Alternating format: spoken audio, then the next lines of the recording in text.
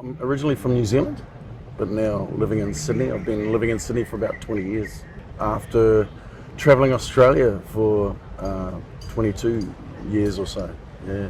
I lived in social welfare homes in New Zealand all of my life as a child, but was given an opportunity to come to Australia to meet my birth mother for the first time. Unfortunately, when I landed in Sydney, the big city of Sydney, the big city of lights, how exciting, I wasn't picked up at the airport. So that started a progression of living on the streets of Australian cities. After 7 years, I think, of living in Hyde Park, the services that you are now working with started to take a little bit of notice of who I was, and I was able to get support from here, from St Vincent's Hospital. So, Joe, can you tell us how you came to St Vincent's Hospital and what your journey was here? I had a few occasions where I'd been rescued, I guess you could say, brought to St Vincent's in times of living on the streets in King's Cross. But these occasions were just overnight visits where I was affected by drugs and alcohol. But then about nine and a half years ago, I had a lot of troubles with the drugs and alcohol.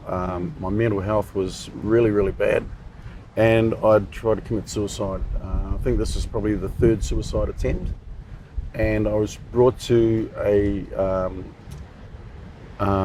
treatment ward here called Caritas in St Vincent's, and this was where I started my recovery.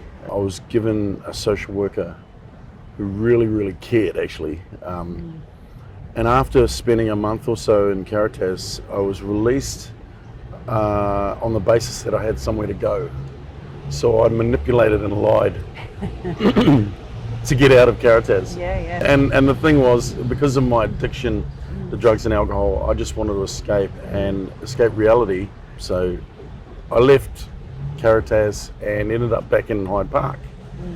Luckily for me, the social worker decided that, I don't know why, but he decided that he'd take a walk through Hyde Park, because everyone knew me in the city as the busker who played at these certain spots. So he came down to Hyde Park, down to St James Tunnel, and he saw me playing there, and he said, "Joe, you're still on the street. What's happened?" And after we spoke, he was able to help me get into a detox. So if it wasn't for that social worker, if it wasn't for St Vincent's, I don't think I would have ever, would have never faced my demons and stopped drinking and drugging, because that's all I knew. I've been able to stay clean and sober.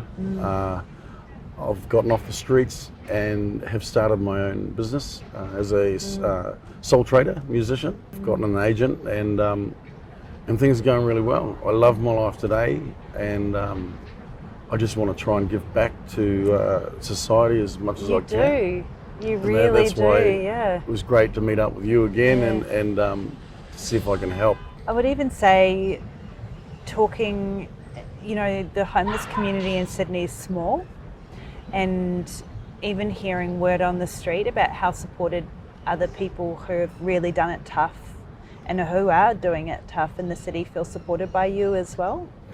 As you busk around, you're checking on people, and you're a connection point for so many people who are still in that situation. Well, a lot of them know me from the streets, Yeah. so they're comfortable with me. Even in their psychosis, I'm able to sit and speak with them. Joe, imagine you've got a photo or a picture of you had your 14-year-old self standing in front of you. What advice would you give that 14-year-old boy? Don't change. It's such a good question, such a hard question. That's what I'd say, because I have faith that everything happens for a reason.